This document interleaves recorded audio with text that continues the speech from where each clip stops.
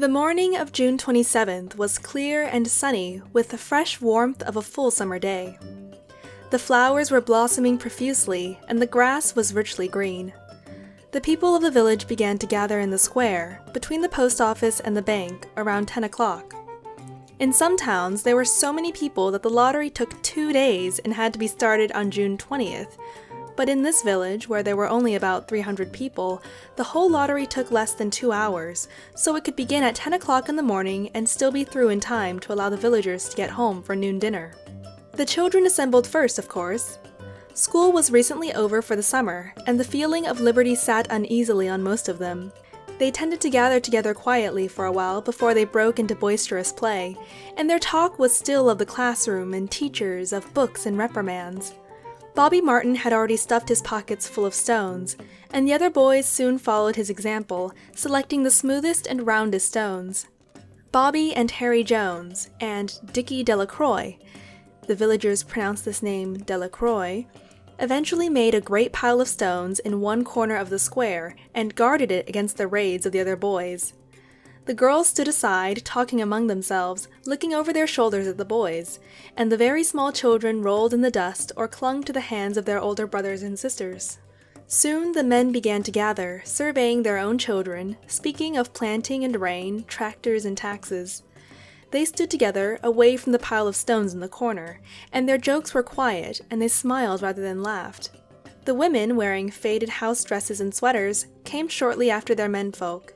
They greeted one another and exchanged bits of gossip as they went to join their husbands. Soon the women, standing by their husbands, began to call to their children, and the children came reluctantly, having to be called 4 or 5 times. Bobby Martin ducked under his mother's grasping hand and ran, laughing, back to the pile of stones. His father spoke up sharply, and Bobby came quickly and took his place between his father and his oldest brother. The lottery was conducted, as were the square dances, the teen club, and the Halloween program, by Mr. Summers, who had time and energy to devote to civic activities. He was a round-faced, jovial man, and he ran the coal business, and people were sorry for him because he had no children and his wife was a scold. When he arrived in the square, carrying the black wooden box, there was a murmur of conversation among the villagers, and he waved and called, "Little late today, folks!" The postmaster, Mr. Graves, followed him carrying a 3-legged stool, and the stool was put in the center of the square, and Mr. Summers set the black box down on it. The villagers kept their distance, leaving a space between themselves and the stool, and when Mr. Summers said, "Some of you fellows want to give me a hand?" there was a hesitation before 2 men, Mr. Martin and his oldest son, Baxter, came forward to hold the box steady on the stool while Mr. Summers stirred up the papers inside it. The original paraphernalia for the lottery had been lost long ago, and the black box now resting on the stool had been put into use even before Old Man Warner, the oldest man in town, was born.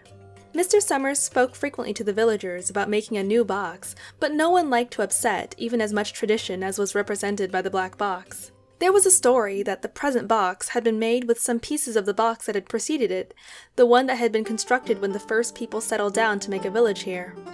Every year after the lottery, Mr. Summers began talking again about a new box, but every year the subject was allowed to fade off without anything's being done.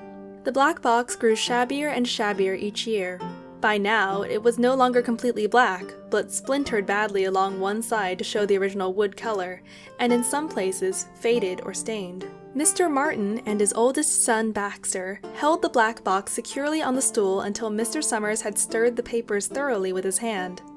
Because so much of the ritual had been forgotten or discarded, Mr. Summers had been successful in having slips of paper substituted for the chips of wood that had been used for generations. Chips of wood, Mr. Summers argued, had all been very well when the village was tiny, but now that the population was more than 300 and likely to keep on growing, it was necessary to use something that would fit more easily into the black box. The night before the lottery, Mr. Summers and Mr. Graves made up the slips of paper and put them into the box, and it was then taken to the safe of Mr. Summers' coal company and locked up until Mr. Summers was ready to take it into the square the next morning. The rest of the year, the box was put away. Sometimes one place, sometimes another, It had spent 1 year in Mr. Graves's barn, and another year underfoot in the post office, and sometimes it was set on a shelf in the Martin grocery and left there. There was a great deal of fussing to be done before Mr. Summers declared the lottery open. There were lists to make up, of heads of families, heads of households in each family, members of each household in each family. There was a proper swearing in of Mr. Summers by the postmaster as the official of the lottery. At one time, some people remembered that there had been a recital of some sort performed by the official of the lottery, a perfunctory, tuneless chant that had been rattled off duly each year. Some people believed that the official of the lottery used to stand just so when he said or sang it. Others believed that he was supposed to walk among the people, but years and years ago, this part of the ritual had been allowed to lapse. There had been also a ritual salute, which the official of the lottery had had to use in addressing each person who came up to draw from the box, but this also had changed with time. Until now, it felt necessary only for the official to speak to each person approaching. Mr. Summers was very good at all this. In his clean white shirt and blue jeans, with one hand resting carelessly on the black box, he seemed very proper and important as he talked interminably to Mr. Graves and the Martins. Just as Mr. Summers finally left off talking and turned to the assembled villagers, Mrs. Hutchinson came hurriedly along the path to the square, her sweater thrown over her shoulders, and slid into place in the back of the crowd. "Clean forgot what day it was," she said to Mrs. Delacroix, who stood next to her, and they both laughed softly. "Thought my old man was out back stacking wood," Mrs. Hutchinson went on, "and I looked out the window when the kids were gone, and then I remembered that it was the 27th and came a-running." She dried her hands on her apron, and Mrs. Delacroix said, "You're in time, though. They're still talking away up there." Mrs. Hutchinson craned her neck to see through the crowd and found her husband and children standing near the front. She tapped Mrs. Delacroix on the arm as a farewell and began to make her way through the crowd. The people separated good-humoredly to let her through. 2 or 3 people said, in voices just loud enough to be heard across the crowd, "Here comes your Mrs. Hutchinson," and "Bill, she made it after all." Mrs. Hutchinson reached her husband, and Mr. Summers, who had been waiting, said cheerfully, "Thought we were going to have to get on without you, Tessie."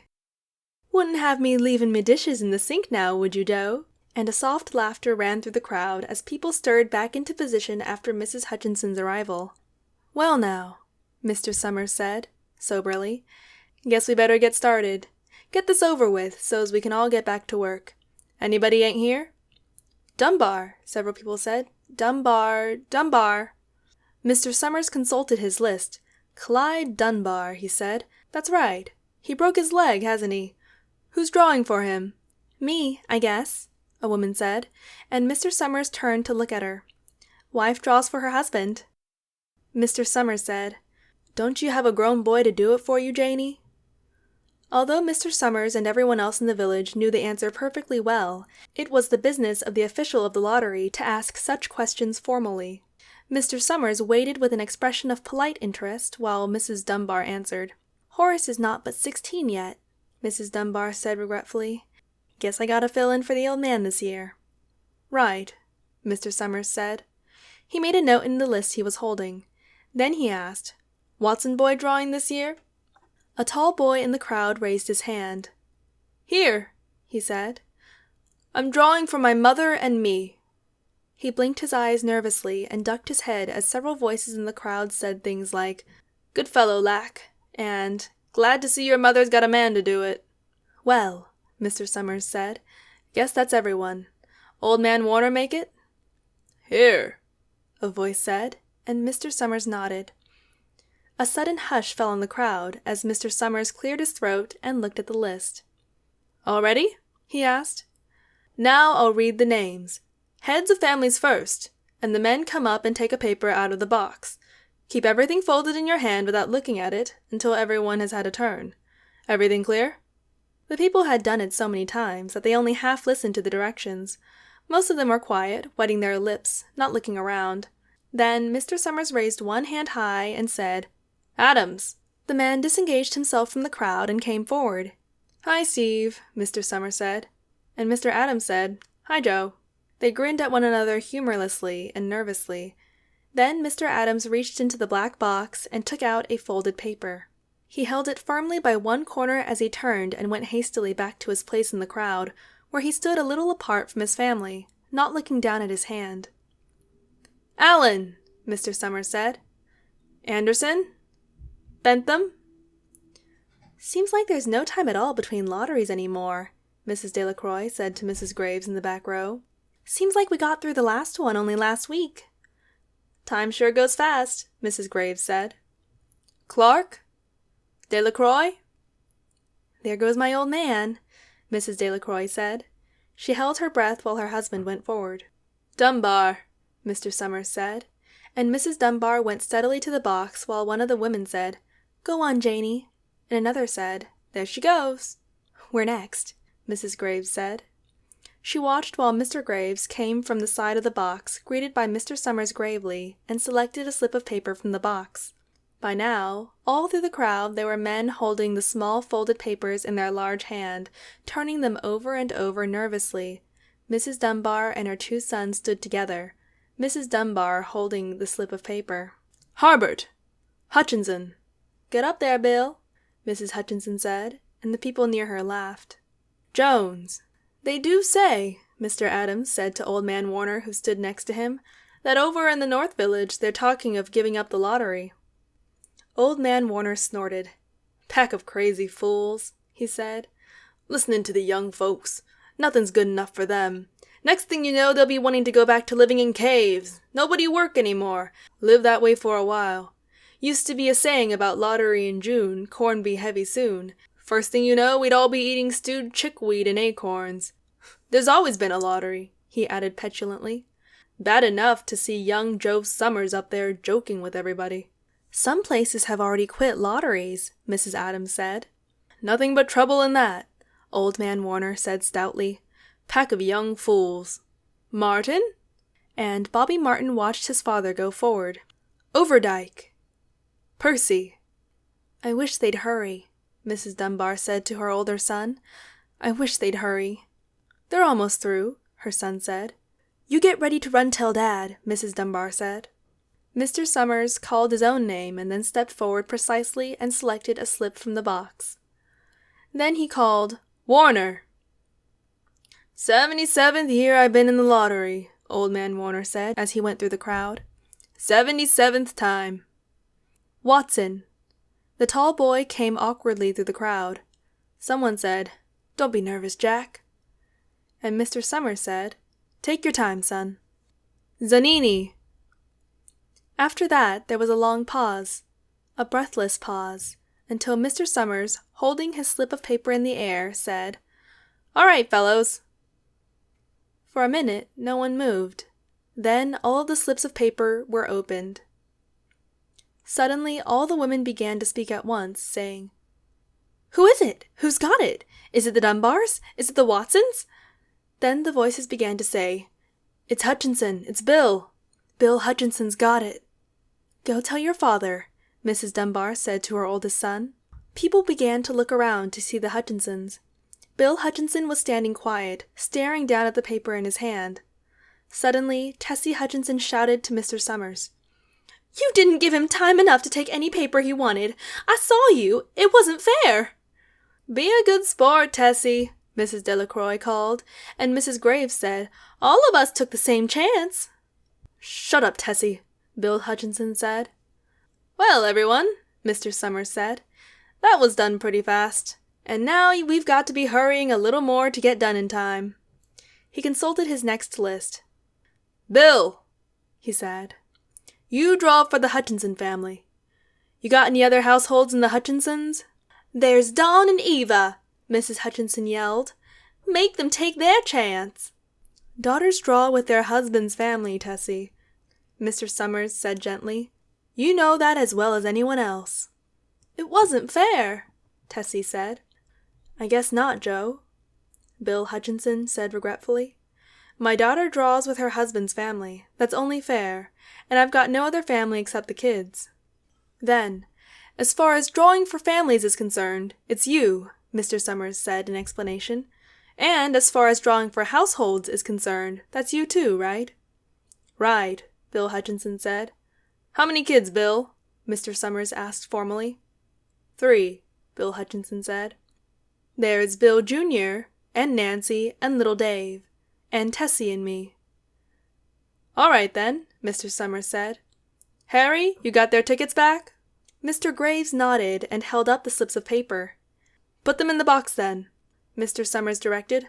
Take Bill's and put it in. I think we ought to start over, Mrs. Hutchinson said, as quietly as she could. I tell you, it wasn't fair. You didn't give him enough time to choose. Everybody saw that. Mr. Graves had selected the 5 slips and put them in the box, and he dropped all the papers but those onto the ground, where the breeze caught them and lifted them off. Listen, everybody, Mrs. Hutchinson was saying to the people around her. Ready, Bill? Mr. Summers asked, and Bill Hutchinson, with one quick glance around at his wife and children, nodded.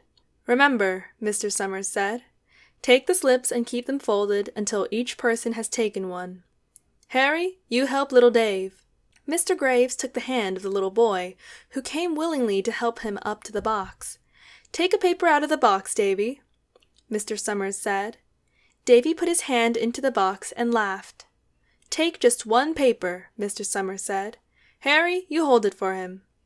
Mr. Graves took the child's hand and removed the folded paper from the tight fist and held it while little Dave stood next to him and looked up at him wonderingly. Nancy next, Mr. Summers said. Nancy was 12, and her school friends breathed heavily as she went forward, switching her skirt, and took a slip daintily from the box. Bill Jr., Mr. Summers said. And Billy, his face red and feet overlarge, near knocked the box over when he got his paper out. Tessie, Mr. Summers said. She hesitated for a minute, looking around defiantly, and then set her lips and went up to the box. She snatched a paper out and held it behind her. Bill, Mr. Summers said, and Bill Hutchinson reached into the box and felt around, bringing his hand out at last with a slip of paper on it. The crowd was quiet. A girl whispered, I hope it's not Nancy, and the sound of the whisper reached the edges of the crowd. It's not the way it used to be, Old Man Warner said clearly. People ain't the way they used to be. All right, Mr. Summers said. Open the papers. Harry, you open little Dave's. Mr. Graves opened the slip of paper, and there was a general sigh through the crowd as he held it up, and everyone could see that it was blank. Nancy and Bill Jr. opened theirs at the same time, and both beamed and laughed, turning to the crowd and holding their slips of paper above their heads. Tessie, Mr. Summers said. There was a pause, and then Mr. Summers looked at Bill Hutchinson, and Bill unfolded his paper and showed it. It was blank. It's Tessie, Mr. Summers said, and his voice was hushed. Show us her paper, Bill. Bill Hutchinson went over to his wife and forced the slip of paper out of her hand. It had a black spot on it, the black spot that Mr. Summers had made the night before with the heavy pencil in the coal company office. Bill Hutchinson held it up, and there was a stir in the crowd. All right, folks, Mr. Summers said. Let's finish quickly. Although the villagers had forgotten the ritual and lost the original black box, they still remembered to use stones. The pile of stones the Boyd had made earlier was ready. There were stones on the ground with the blowing scraps of paper that had come out of the box. Delacroix selected a stone so large she had to pick it up with both hands and turned to Mrs. Dunbar. Come on, she said. Hurry up. Mrs. Dunbar had small stones in both hands, and she said, gasping for breath, I can't run at all.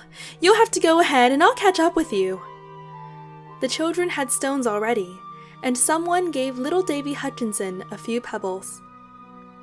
Tessie Hutchinson was at the center of a cleared space by now, and she held her hands out desperately as the villagers moved in on her. It isn't fair, she said. A stone hit her on the side of the head. Old Man Warner was saying, come on, everyone. Steve Adams was in the front of the crowd of villagers, with Mrs. Graves beside him. It isn't right!